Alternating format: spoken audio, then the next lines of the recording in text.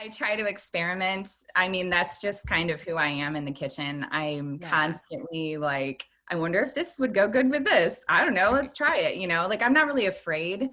I mean, the worst thing that could happen is maybe not the best thing. Hey, Empowered Vegan Lifers. Thanks for joining me. This is Stephanie, and we have an incredible guest with us today, Veggie Chick Kristen McCamey. Kristen, thanks for being here. I have been telling you for months that I really am your biggest fan. So I am so excited you're here with me. You are so sweet. I'm excited to be here too. Well, thanks. Thanks for being here. So I want to tell you a little bit about Kristen. Kristen is the owner of VeggieChick.com, a site dedicated to whole food, plant-based recipes with a strong focus on the world of produce. She creates delicious veggie-focused, plant-based recipes with many oil-free and gluten-free options, as well as offering tips and tools to help others live and maintain a plant-powered lifestyle. She has a plant-based nutrition certification from eCornell, a certification from Works Over Knives Cooking School, and has also attended vegan fusion plant-based cooking classes. Kristen lives in Royal Oak, Michigan with her husband and cat, Chloe. I'm so glad you're here. Thank you. One really funny connection that I didn't know that we had was Royal Oak, Michigan. That is, I spent many, many, many nights in Royal Oak, Michigan when I lived in Detroit. That is so crazy. It's a great place. It really is. Yeah. It really is. And it was growing so much when I was there. So I can't imagine what it's like now. It's gotten so much better even in the last few years. It's really amazing. Besides the weather in the winter, it's my favorite place in Michigan, definitely. I love it. I love it. Kristen, I have to tell you that your chimichurri sauce has been life altering for me. And your green chili mac and cheese. Oh yeah. And the lasagna rolls, my family can't get enough of. I think both of them. Oh yeah. Yeah. I really feel like I'm a bit of a stalker from your blog, because I have been following you for a very long time and have made many, many of your recipes, but those two, they get rave reviews, and month after month we eat them. That's awesome. Thank you. Yeah. So Kristen, I am so excited because we're going to talk about another method of really making your life easier. I know that we've talked a lot about meal mapping, Ella and I, because that's kind of what I use, but you use kind of a different method called batch cooking. Can you tell us a little bit more about that? Yeah. And there's kind of a difference, I guess, between meal planning in my mind and batch cooking. So meal planning is more, creating full meals, things you're freezing, things you're preparing, putting in the fridge and getting ready for the week. And I love doing that too. Yeah. Don't get me wrong. There's certainly times when I do that. But something that I prefer to do is, batch cooking. And for me, that really means making sure that I'm preparing myself for success throughout the week, not necessarily creating full meals, but there's things I do like prepping in advance. Like on Saturday, I'll go grocery shopping and I'll, plan out everything that I kind of think I want to make through the week. But sometimes I don't want to get stuck with certain things. Maybe I decide I want to eat something different or whatever. So I kind of give myself a few ideas. I have, note sections in my phone. I'm like super organized, and I have, my list, and I have my dinner list of ideas that I have. And then from there, I usually go on Saturdays, pick out everything I want to get. On Sundays, I'll prepare certain things, like I'll wash and dry and chop vegetables, put those into airtight sealed containers in the fridge. A lot of times I'll buy kale from Whole Foods, like organic kale. So, it takes a little bit of time to wash it and prep it and prepare it. But once it's in a container, it's super easy to just grab and throw into any dish that I'm creating throughout the week. I'll do other things like chopping vegetables that are really versatile in a lot of dishes, such as I really like red bell peppers or mushrooms and mushrooms, probably my favorite vegetable ever. So mine too. You can call it a vegetable, right? Yeah, I guess I love it's it. guy, but yeah. But I love mushrooms in everything, and onions too. Onions go with everything. So those are types of things that I'll chop up and just put into containers in the fridge. Other things I might do, I might soak nuts So for some of the recipes that I do, it's, I soak cashews overnight in water so it's smooth and I can, make cashew cheeses and things like that. I'll also marinate tempeh or tofu in different sauces so I can prepare and kind of throw things together easily during the week.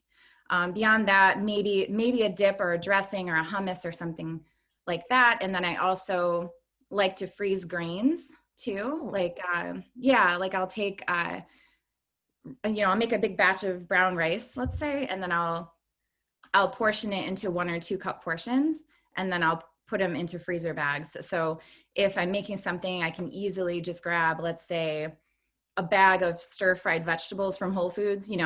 Maybe I don't even chop the rest. Maybe I don't even chop the vegetables. I just buy frozen and throw it in a pan with the rice and make a little sauce on the side. And I already have tofu marinated, and that's a very easy way to kind of throw a dish together.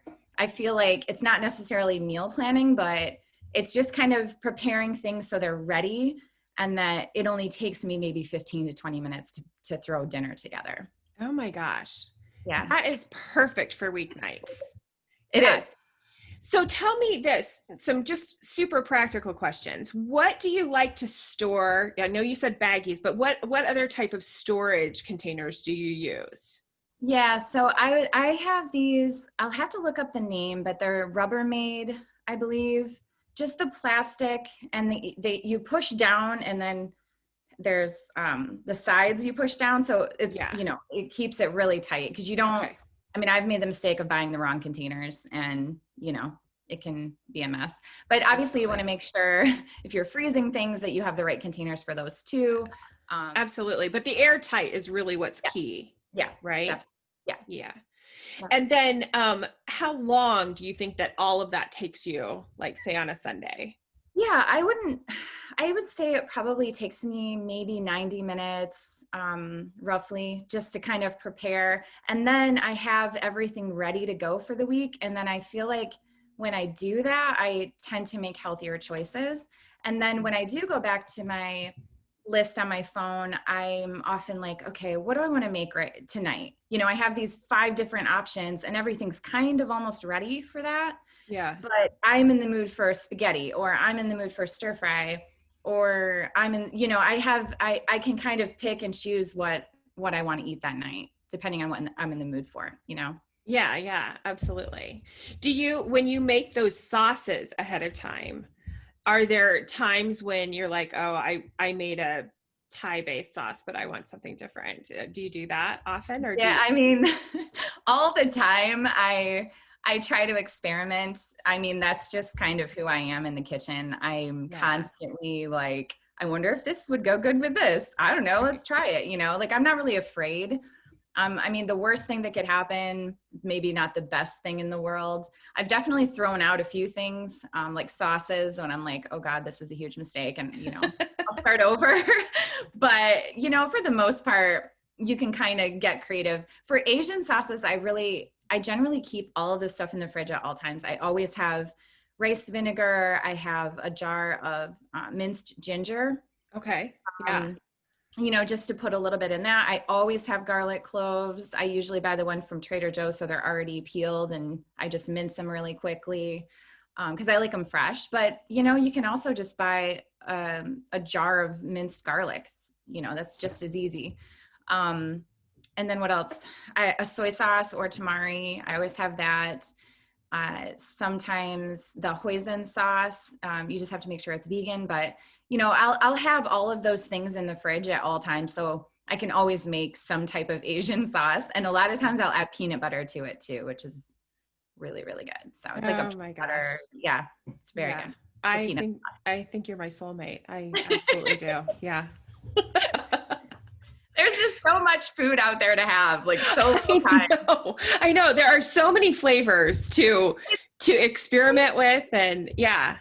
And that honestly, when I became plant-based, when I became vegan, I never knew how much variety there was. I had no idea. I could probably eat 6 meals a day for the rest of my life and never even touch all of the different flavors and combinations and vegetables and the way, I mean, I just think it's the coolest thing. I mean, there's Yeah. just so many different things you can make and experiment with, and just learning about flavors and how things work together. And it's really fun. I love cooking, obviously. Yeah. Did you love cooking prior to becoming vegan? You know, it's really funny because I did not grow up cooking at Mm-hmm. all. You know, my mom was a good cook, but it wasn't like a big thing in our family. We tend to, you know, make a lot of the same dishes, right? When I was young. But as I got older, I really started experimenting with seasoning in my late 20s was when I started all this. So it wasn't Okay. even like early on. And I was like, oh, I can add seasoning to, it sounds ridiculous now, but I'm like, I can add seasonings and it really changes the flavor. Like I had no idea this was a thing, you know? Yeah. And then over the years, when I started becoming vegetarian, that's when I started really liking cooking. And then, yeah, moving into being vegan, I mean, that just opened up a whole new world for me. I mean, I had no idea. The things that I used to think sounded crazy, like nutritional yeast or tapioca flour and all these things that you're like, what? Like, what do I do with this? Now I'm like, oh my God, this is so fun. And it's delicious, you know, and it doesn't seem foreign to me anymore, I guess. Like, it just seems like second nature, but it took Yeah. time. Yeah, yeah. Do you have any tips for people that they are just moving into a vegan lifestyle and that Yeah. kind of need that fearlessness and that validation to get in the kitchen? Yeah. I mean, one of the tips that I give people, I feel like people are almost like overwhelmed by it. Like, oh my Yeah. God, what do I do? There's so much. And my recommendation, and it's a super simple one, is just pick one recipe a week, you know, that's vegan, Yeah. and go to a recipe that's trusted and there's good reviews and all of that. And just make one recipe a week, you know, even if it has kind of interesting ingredients, maybe go out and try, you know, something different and just follow the instructions. I mean, you can't really lose, right? As long as you're just following the recipe, you're going to end up with an amazing dish. And honestly, that's what I did. And that's where I started. And then over the years go by, I mean, how many dishes and how many recipes, and then I started kind of creating my own stuff based on things that I had learned from watching other people's techniques and the different things that they use and put together. You know what I mean? And then Yeah. it built on my skill level. That's basically how I did it. It wasn't like I just had this natural ability or anything. I definitely didn't. I just basically practiced by trying other people's recipes, and it was kind of cool, you know? Yeah, yeah. I think the misconception when you start, when you start to really change your lifestyle and when you start changing your eating style specifically, is that you have to go buy every vegetable in the produce aisle and eat it, or that you have to change all at once. I love that idea of just try one recipe. Yeah, I mean, maybe it's 2 a week, maybe it's, you know, whatever works for you, but I just don't think it has to be this overwhelming experience. You know, you can totally go slow, just like you said. Yeah, absolutely. Now, did all of the people in your life, did they transition with you, or how did that work for you?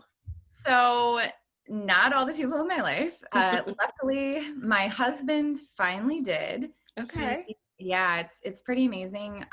He was definitely the complete opposite of vegan when we first met, you know. And over the years, I didn't think it was going to happen, and I hung in there, and I basically got to the point where I was cooking all the time. So I just made a rule. I said, I'm cooking vegan. If you want to eat it, eat it. If you want to make meat, you can buy it and you can make it yourself. Like I won't buy it and I won't make it myself at all. Yeah. And so he was fine with that. And, you know, he would once in a while go out and buy, you know, chicken or something like that. But he really eats everything. So as long as I was cooking, he was happy, you know. Yeah. Then he watched the documentary for, What the Health, Mm-hmm. and just slowly kind of transitioned. I think he had talked to another doctor as well who was in the plant-based world. And then he's one of those people, like when he makes a decision, that's it. Like he's in. I wasn't like that. I transitioned a lot slower. Nice. And I would go back, and when I was on vacation, I would do now I'm 100%, but it took me years. I think you're the same way, right? I was. Yeah. Yeah. Yeah. Very much Yeah. so. But him, no, he was like cold turkey in one day. That's it. And I think it's been over 2 years now, and he loves it. I mean, I think it helps that I, cook every night and buy all the groceries, but Yeah. Yeah, absolutely. I was going to say, I think I probably would have transitioned very quickly too, had you been cooking for me and buying my groceries. yeah. Yeah, but the rest of my family, no. One of my sisters, is interested in it.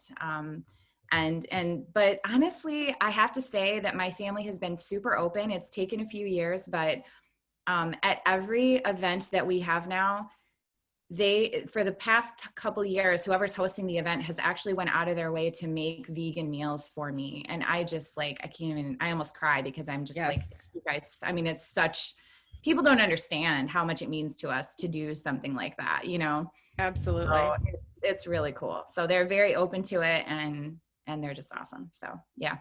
I love that. Now, do they follow your blog Oh too? yeah. Yeah. Oh yeah. Yeah. My mom's like my biggest fan for sure. Is she? Oh, well, next to me. Yeah. Well, yeah, of course. But it is so beautiful. I mean, the photograph, everything about it is just, I mean, it's like a sensory experience to be on your website. I love it so much. I appreciate that. It's been a lot of work and a lot of years. Yes, I can only imagine. I can only imagine. So tell me this. I know that you have actually many gluten-free and oil-free. I do. Options. Do you feel like it was easier to do the gluten-free or the oil-free, or how did you transition into that kind of cooking? So I myself am not gluten-free, but I know that a lot of my followers and readers are. So I just like to offer it, especially because for me, I feel like being vegan, gluten-free is easy. Maybe not when you're eating out, but definitely when you're eating at home, there's a lot of ways that I can make, well, besides baked goods, that takes a little extra work for me. But for the most part, my recipes, it's pretty easy to make them gluten-free. Oil-free, I would say it depends. It's a little bit harder sometimes, just because adding oil makes things taste better sometimes. Mm-hmm. So I have to kind of work a little bit harder on other parts of the recipe in order to get it, to really taste how I want it. And that's why, my blog's not completely oil-free, but I like to give options when I can. And when I do use oil, it's very little. It's not like I'm dousing my food in it or anything like that. It's very little. And sometimes it's for a specific cooking purpose, like cooking tofu in a pan or something like that to get it really crispy, right? Yeah, absolutely. I do like to offer the oil-free a lot as well, but I think it is harder for people to go 100% whole food plant-based. If people are just starting out, I wouldn't say go completely, gluten-free, vegan, and oil-free. It's a hard transition, but you can definitely get there once you learn, what to do. Yeah.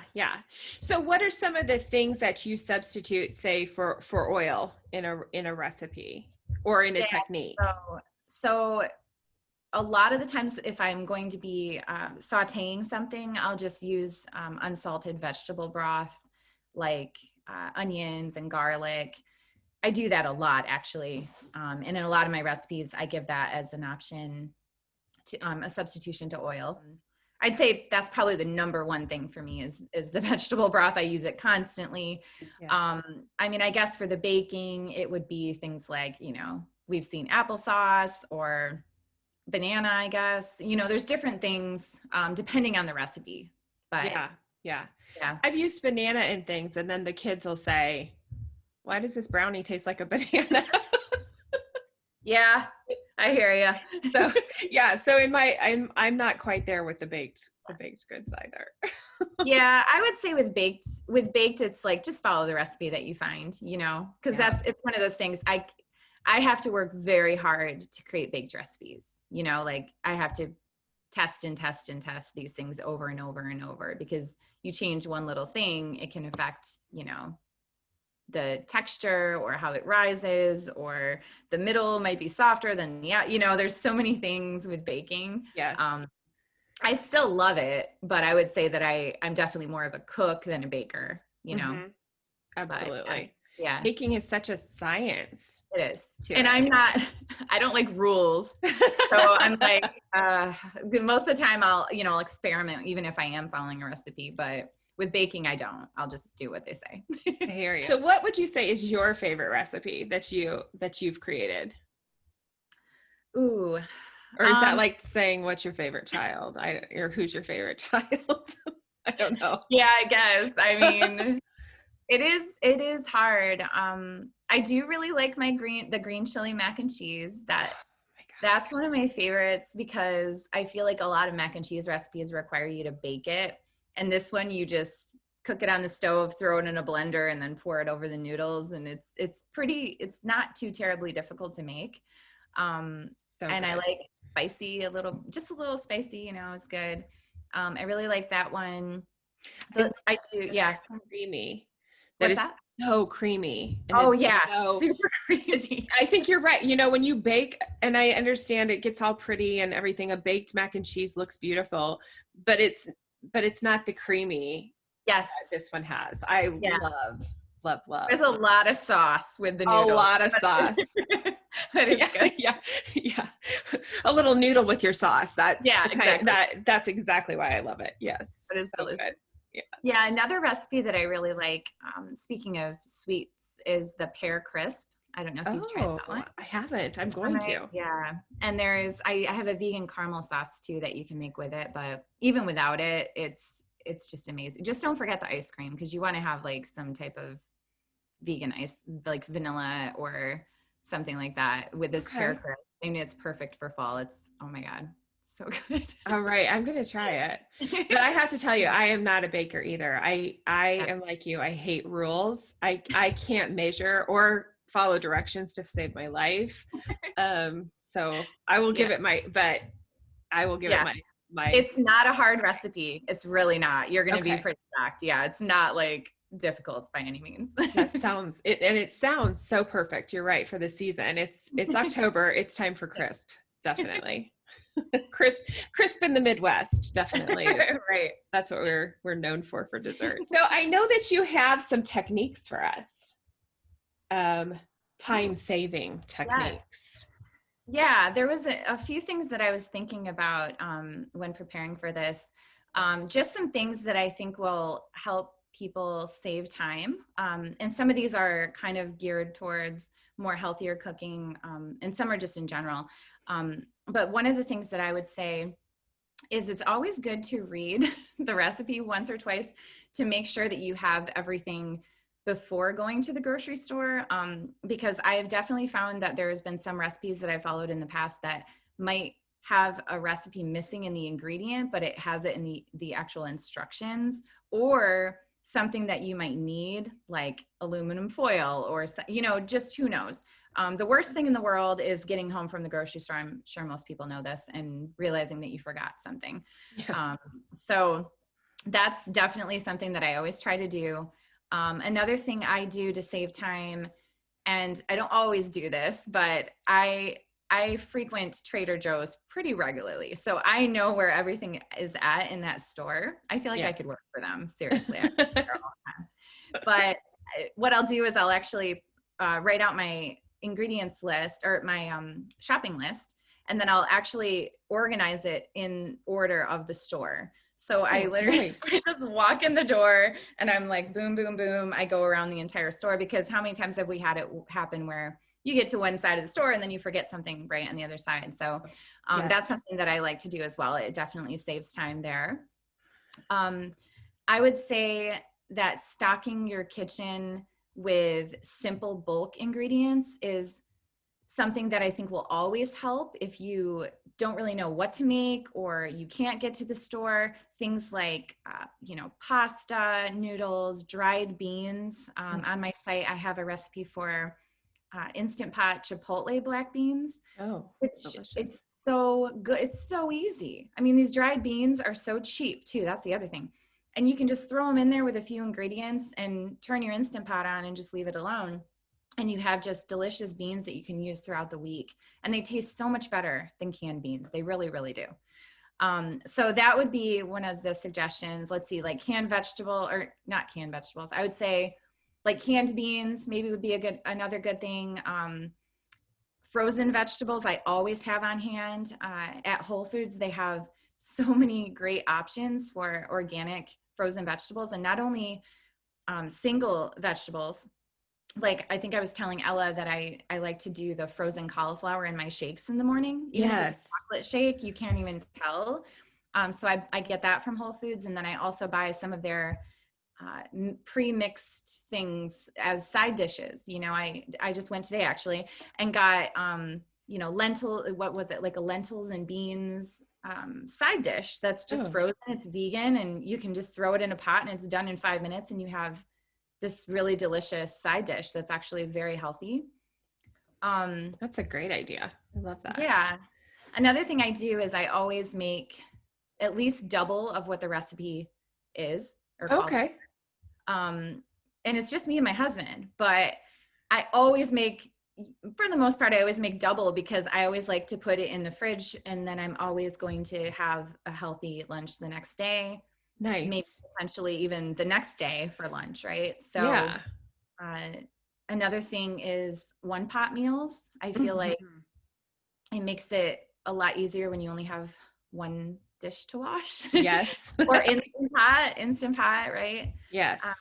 And those dishes also, a lot of times they tend to freeze or reheat well, so you can have them for a week, right? Absolutely. Cleanup is the worst.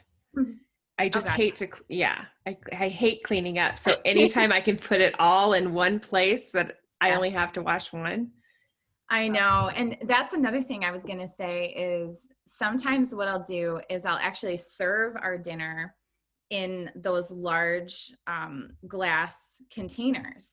So then when we're done eating, I can just put the top on it and put it in the fridge instead of having to wash the dish, right? What a great idea. I cannot believe I've never thought of that. I mean, it's not the prettiest thing in the world, but if it's just you and your family, right? Like, who cares? You're like, here you go, here's dinner, eat it out of this thing, and then you can easily just put it back in the fridge when everybody's done. So that is fantastic. I'm gonna go buy a few today. Yeah, I am like a container freak. I have like a million containers in my house. Yeah, most of them are glass, I would say, but some are plastic too. So, yeah. Kristen, thank you so much for all these tips. Oh yeah, I have so many. So this was so fun. I love talking about this stuff, so I'm happy to help anytime. Oh, thank you. And we're going to post some of these on the site so that everybody can have a list of them. Yeah. Yeah. I have I think we're going to be including a PDF for time saving techniques. And then there's also one called a multi-way bowl that I'll be adding as well, which gives you options for all sorts of different meals. It's very versatile. So you basically start with a grain, you add a protein of some kind like tofu or beans, and then you add vegetables and greens, and then you top it with a sauce. So I think I give like 6 different options there. But you can do so many things. You could do a Mexican bowl, a Mediterranean bowl, an Asian bowl, depending on what you're in the mood for. I love that. And I love that for a family too, because people can do their own thing and not complain. Exactly. No grouchy children. I love this idea. Now, Kristen, you're a member of our Vegan Life Coach Academy. I am a member. We're so happy that you're with us. I'm so happy to be there. Yeah. Tell us what you like most about it. Yeah. So I joined, I think a couple of months ago. So far it's been great. I've been doing some of the yoga classes, which I really love, from the comfort of my own home, which is great. The live coaching calls that we've had. One time I was actually coached on a call, which was by you, Stephanie. Yes. Yes. You were so brave to be the first. You were actually our first member who wanted to be coached, and you jumped right out there.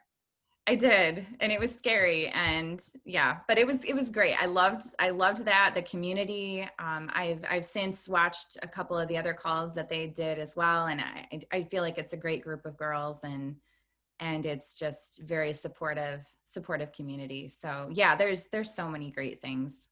Just being a part of the Facebook group, and kind of checking in daily, and just if you have an issue, you have other people that will listen and support you, and you have coaches that have actual experience with this kind of stuff that can give you sound advice like yourself.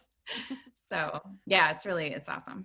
Well, the energy that you bring to that group is amazing, and of Thanks. course we're so lucky that you're a part of that, and we get to interact with you all the time now. Yeah, I know. Yeah. I feel like I have new friends now, just I know.